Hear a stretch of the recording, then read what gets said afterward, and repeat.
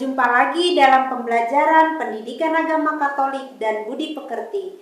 Bagaimana kabar Ananda sekalian? Ibu berharap semua Ananda dalam keadaan sehat dan tetap semangat mengikuti PJJ kita dari rumah. Sebelum kita mendalami materi kita hari ini, terlebih dahulu kita siapkan hati kita berdoa. Dalam nama Bapa dan Putra dan Roh Kudus, amin.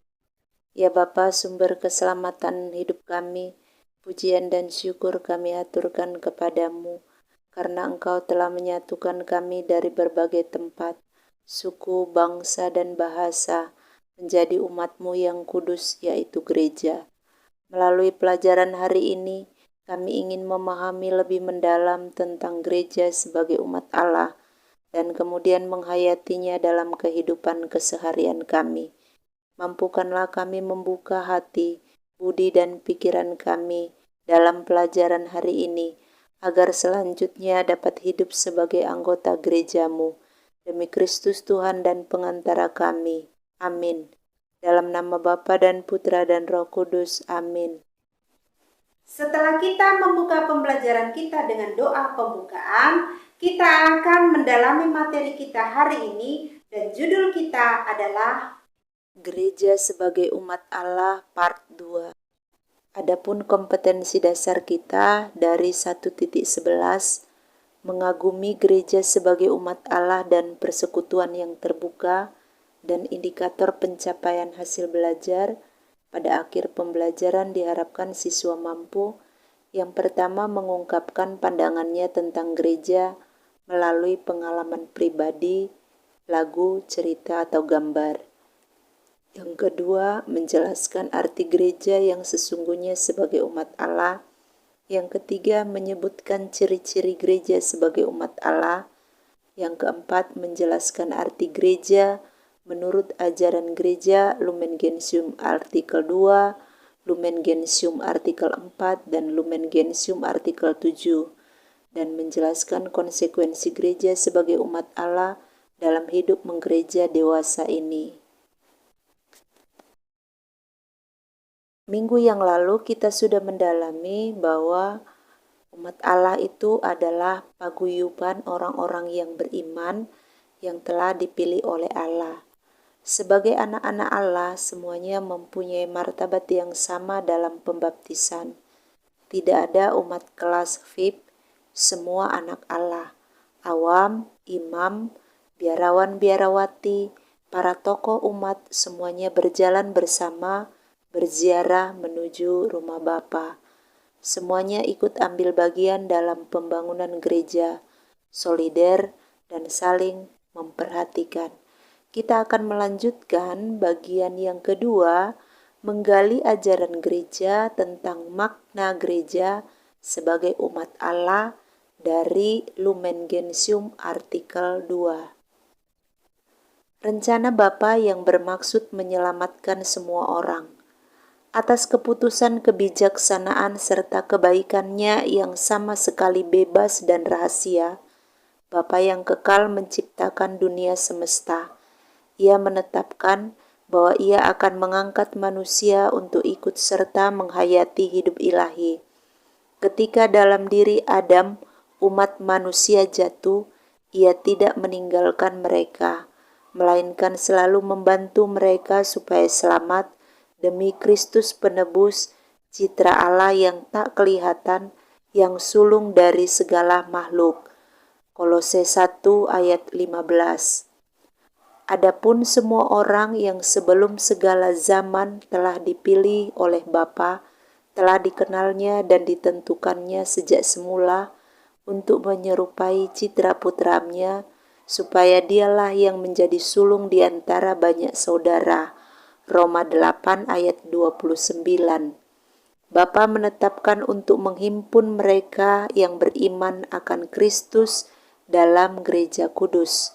Gereja itu sejak awal dunia telah dipralambangkan serta disiapkan dalam sejarah bangsa Israel dan dalam perjanjian lama. Gereja didirikan pada zaman akhir, ditampilkan berkat pencurahan roh, dan akan disempurnakan pada akhir zaman. Dan pada saat itu, seperti tercantum dalam karya tulis para bapa yang suci, semua orang yang benar sejak Adam, dari Habel yang saleh hingga orang terpilih yang terakhir, akan dipersatukan dalam gereja semesta di hadirat Bapa. Kemudian kita lihat Lumen Gentium artikel 4, Roh Kudus yang menguduskan gereja. Ketika sudah selesailah karya yang oleh Bapa dipercayakan kepada Putra untuk dilaksanakan di dunia, Yohanes 17 ayat 4, diutuslah Roh Kudus pada hari Pentakosta untuk tiada hentinya menguduskan gereja. Dengan demikian umat beriman akan dapat mendekati Bapa melalui Kristus dalam satu roh. Efesus 2 ayat 18. Dialah roh kehidupan atau sumber air yang memancar untuk hidup kekal. Melalui Dia Bapa menghidupkan orang-orang yang mati karena dosa, sampai Ia membangkitkan tubuh mereka yang fana dalam Kristus. Roh itu tinggal dalam gereja dan dalam hati umat beriman, bagaikan dalam kenisa. Dalam diri mereka Ia berdoa dan memberi kesaksian tentang pengangkatan mereka menjadi putra. Oleh Roh, gereja diantar kepada segala kebenaran, dipersatukan dalam persekutuan serta pelayanan, diperlengkapi dan dibimbing dengan aneka kurnia hierarkis dan karismatis, serta disemarakkan dengan buah-buahnya. Dengan kekuatan Injil, Roh meremajakan gereja dan tiada hentinya membaharuinya, serta mengantarkannya kepada persatuan sempurna dengan mempelainya. Sebab Roh dan mempelai berkata kepada Tuhan Yesus, "Datanglah." Demikianlah seluruh gereja nampak sebagai umat yang disatukan berdasarkan kesatuan Bapa dan Putra dan Roh Kudus. Selanjutnya kita lihat Lumen Gentium artikel 7, Gereja Tubuh Mistik Kristus. Dalam kodrat manusiawi yang disatukan dengan dirinya, Putra Allah telah mengalahkan maut dengan wafat dan kebangkitannya. Demikianlah Ia telah menebus manusia dan mengubahnya menjadi ciptaan baru, sebab Ia telah mengumpulkan saudara-saudaranya dari segala bangsa, dan dengan mengaruniakan Roh-Nya, Ia secara gaib membentuk mereka menjadi tubuhnya. Dalam tubuh itu hidup Kristus dicurahkan ke dalam umat beriman. Melalui sakramen-sakramen, mereka itu secara rahasia namun nyata dipersatukan dengan Kristus yang telah menderita dan dimuliakan. Sebab berkat baptis kita menjadi serupa dengan Kristus, karena dalam satu roh kita semua telah dibaptis menjadi satu tubuh. Dengan upacara suci ini dilambangkan dan diwujudkan persekutuan dengan wafat dan kebangkitan Kristus. Sebab oleh baptis kita telah dikuburkan bersama dengan Dia ke dalam kematian. Tetapi bila kita telah dijadikan satu dengan apa yang serupa dengan wafatnya, kita juga akan disatukan dengan apa yang serupa dengan kebangkitannya. Dalam pemecahan roti ekaristis, kita secara nyata ikut serta dalam tubuh Tuhan. Maka kita diangkat untuk bersatu dengan Ia dan bersatu antara kita. Karena roti adalah satu, maka kita yang banyak ini merupakan satu tubuh, sebab kita semua mendapat bagian dalam roti yang satu itu. Demikianlah kita semua dijadikan anggota tubuh itu, sedangkan masing-masing menjadi anggota yang seorang terhadap yang lain. Adapun semua anggota tubuh manusia, biarpun banyak jumlahnya, membentuk hanya satu tubuh. Begitu pula para beriman dalam Kristus.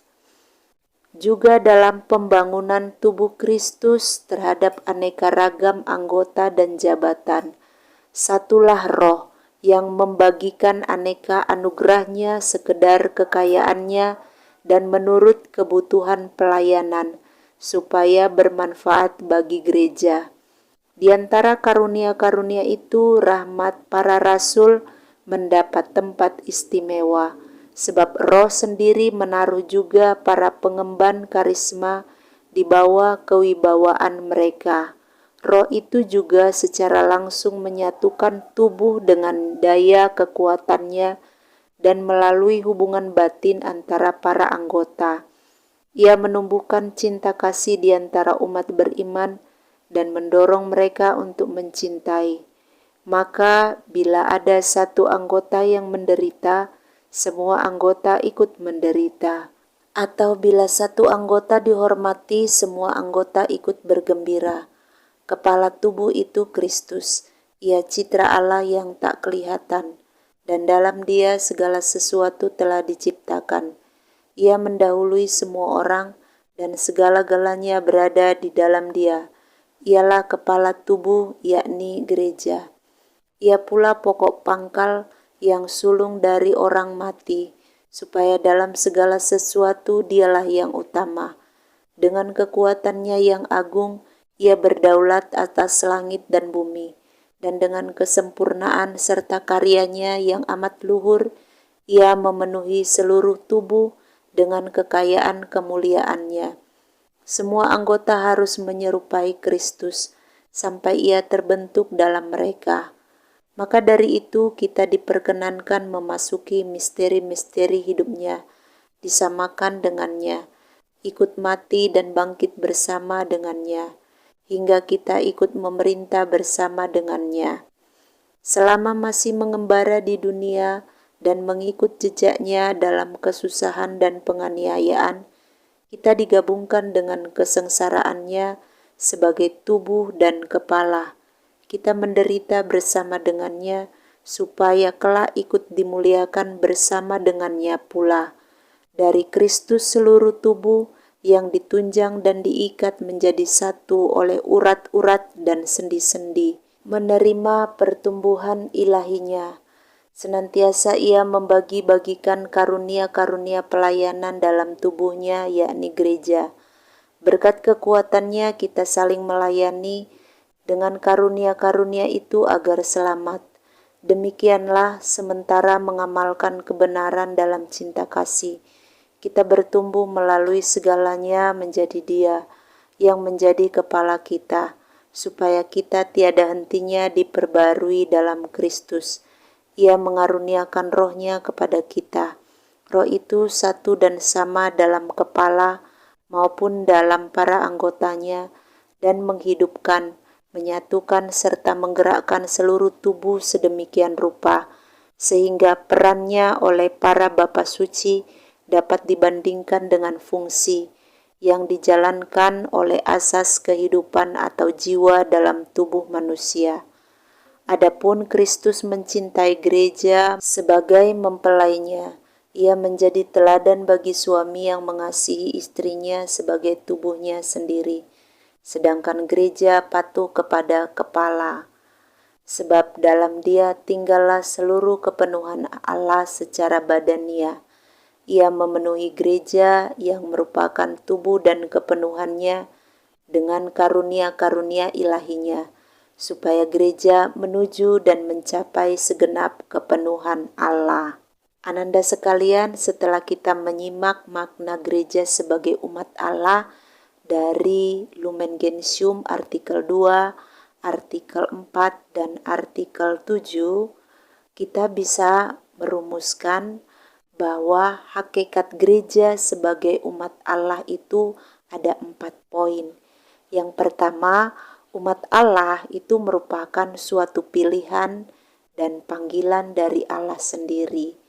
Jadi umat Allah itu adalah bangsa terpilih, bangsa terpanggil. Kemudian yang kedua, umat Allah yang dipanggil dan dipilih oleh Allah itu memiliki misi tertentu, yakni misinya menyelamatkan dunia. Jadi kita ini dipanggil, dipilih, punya tugas, yakni menyelamatkan dunia. Yang ketiga, hubungan antara Allah dan umatnya dimeteraikan oleh suatu perjanjian. Umat harus menaati perintah-perintah Allah dan Allah akan selalu menepati janji-janjinya. Yang keempat, umat Allah dalam perjalanan melewati padang pasir menuju tanah terjanji. Artinya kita sebagai gereja, yaitu umat Allah, sedang berziarah, sedang melakukan perjalanan di dunia ini menuju rumah Bapa di surga. Kemudian apa dasar gereja sebagai umat Allah? Hakikat gereja sendiri itu adalah persaudaraan, cinta kasih, sebagaimana tampak dalam cara hidup jemaat perdana. Kita bisa membandingkan dari Kisah Rasul 2 ayat 41 sampai dengan 47, kemudian Kisah Rasul 4 ayat 32 sampai dengan 37. Lalu adanya aneka macam karisma dan karunia yang tumbuh di kalangan umat. Nah, aneka karunia dan juga karisma ini itu dipelihara dan dikembangkan untuk pelayanan dalam jemaat.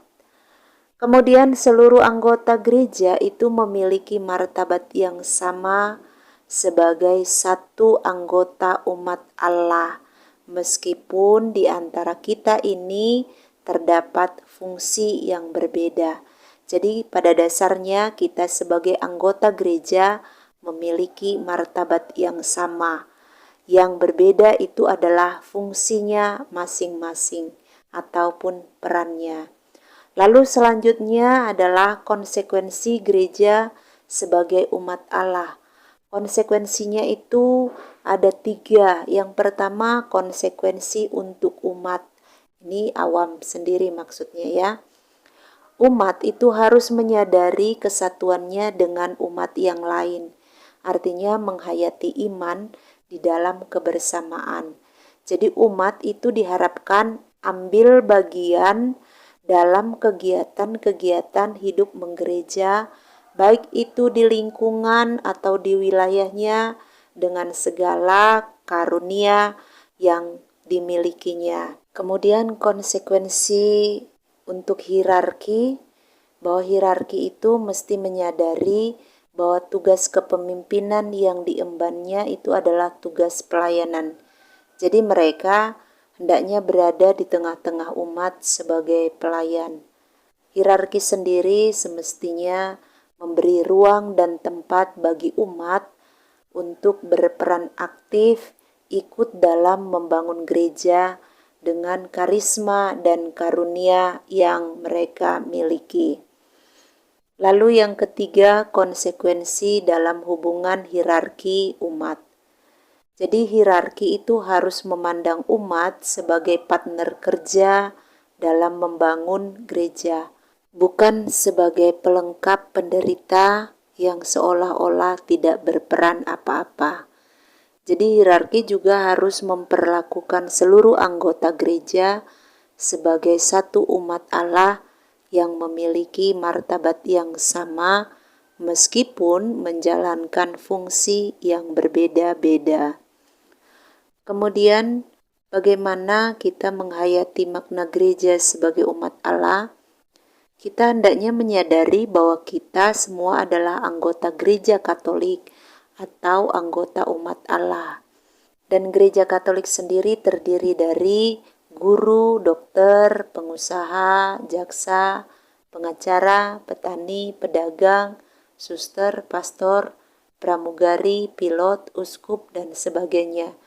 Jadi tidak mungkin gereja terdiri dari guru semua, atau pedagang semua, atau dokter semua, atau pastor semua, atau uskup semua.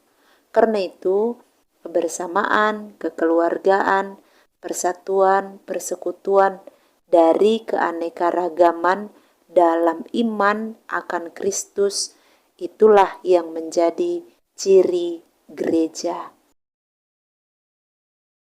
Ananda sekalian, setelah kita mendalami materi kita hari ini, melihat dari ajaran gereja, makna gereja sebagai umat Allah, marilah kita hening sejenak, kita merefleksikan kembali seluruh proses pembelajaran yang sudah kita laksanakan.